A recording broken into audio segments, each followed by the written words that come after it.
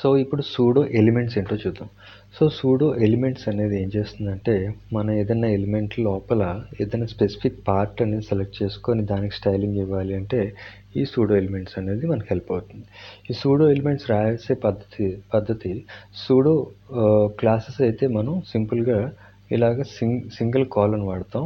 అదే ఒకవేళ మనకి సూడో ఎలిమెంట్స్ అయితే ఇలాగా డబుల్ కాలన్ వాడతాం అన్నమాట. ఇది డబుల్ కాలన్ వాడి మనం సూడో ఎలిమెంట్ రాసే పద్ధతి.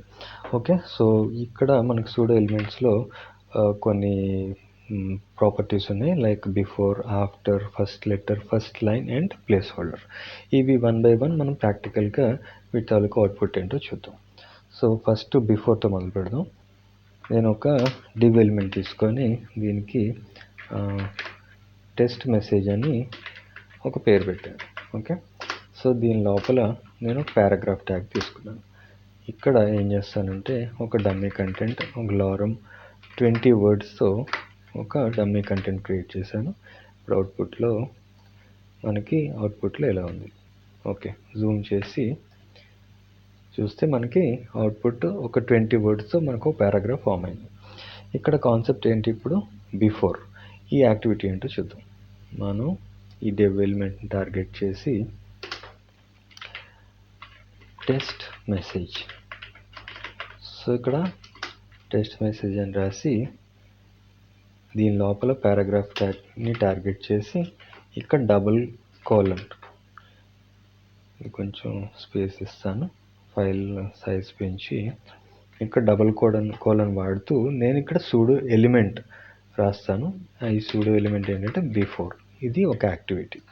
ఈ యాక్టివిటీ ఏం చేస్తుంది, మనకి ఒక కంటెంట్ అంటే బిఫోర్ అనేది ఏం చేస్తుందంటే ఈ ఎలిమెంట్కి ముందు ఒక కంటెంట్ని క్రియేట్ చేస్తుంది.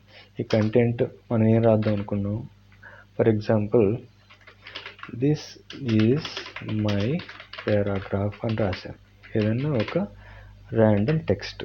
ఓకే, ఇప్పుడు అవుట్పుట్కి వెళ్ళి రిఫ్రెష్ చేసి చూడండి. ఇక్కడ దిస్ ఈజ్ మై పారాగ్రాఫ్ అని ఈ కంటెంట్ ఎడిషనల్గా యాడ్ అయింది. ఓకే, ఇంతకుముందు మనకి ఇక్కడ లేదు. ఓకే, మీరు ఇక్కడ చూడండి, ఇక్కడ ఈ పారాగ్రాఫ్ లారం ఇప్సమ్తో స్టార్ట్ అయింది. దిస్ ఈజ్ మై పారాగ్రాఫ్ అనే కంటెంట్ మనకి ఈ HTML డివ్లో లేదు, కానీ CSSలో మనం అప్లై చేసిన తర్వాత ఇక్కడ లేదు, దీనికే స్టైలింగ్ ఇద్దాం. ఓకే, సో నేను ఏం చేస్తానంటే దీనికి ఒక కలర్ ఇచ్చి ఒక బ్లూ కలర్ ఇచ్చాను, బ్లూ. ఓకే, ఈ పర్టికులర్ కంటెంట్ వరకు ఈ కలర్ అప్లై అవుతుంది.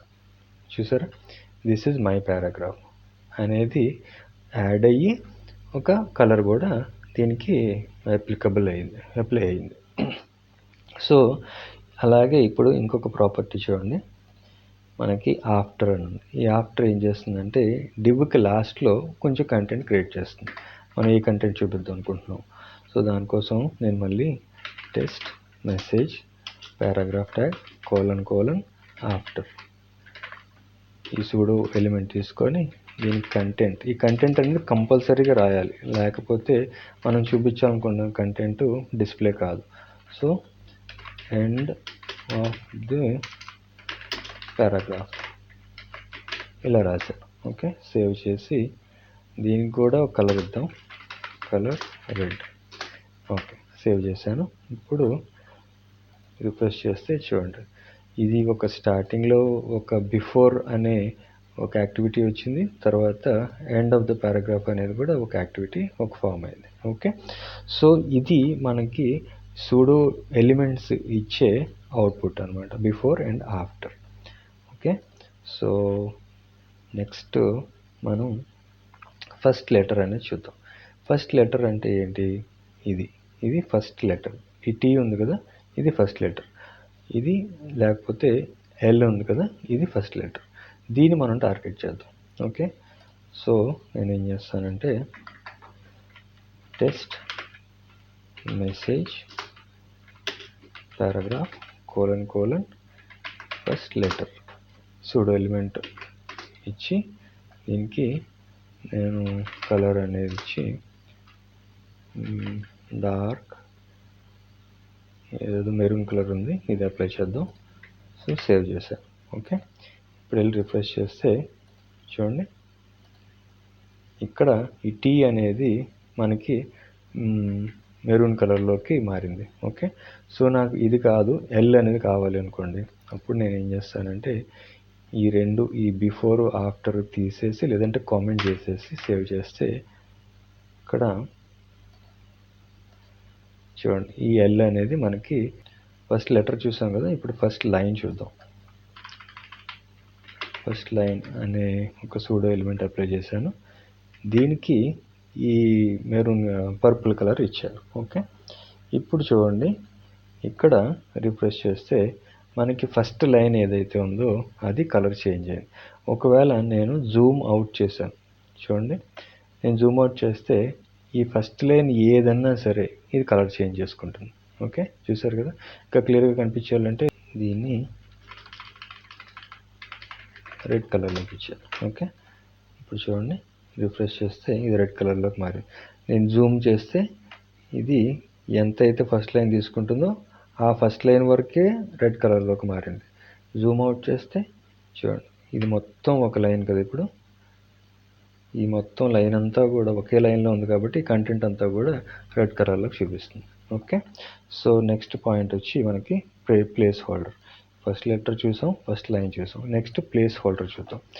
సో మనం ఆల్రెడీ లాస్ట్ క్లాస్లో మనం డిస్కస్ చేసుకున్నప్పుడు ప్లేస్ హోల్డర్ అనేది ఎలా ఫామ్ చేస్తారో చూసాం కదా. సో దాన్ని ఉపయోగించి మనం ఏం చేస్తామంటే ఈ డివ్స్ అని తీసేసి ఒక ఇన్పుట్ ఫీల్డ్ తీసుకుంటారు. ఈ ఇన్పుట్ ఫీల్డ్ తీసుకొని టైప్ టెక్స్ట్ ఇచ్చి దీనికి ఒక ప్లేస్ హోల్డర్ ఇస్తాం. ప్లేస్ హోల్డర్లో ఎంటర్ యువర్ ఫోన్ నెంబర్ అని రాశాను. ఓకే, సో ఇప్పుడు ఒక ప్లేస్ హోల్డర్, ఒక ఇన్పుట్ ఫీల్డ్ వచ్చి ఆ ఇన్పుట్ ఫీల్డ్ లోపల మనకు ఒక ప్లేస్ హోల్డర్ ఉంది. అవుట్పుట్లో ఇలా వచ్చింది. ఓకే, సో ఇక్కడ ఈ ఎంటర్ యువర్ ఫోన్ నెంబర్ అని ఉంది కదా, దీన్ని నేను కలర్ మార్చాలి అనుకుంటున్నాను.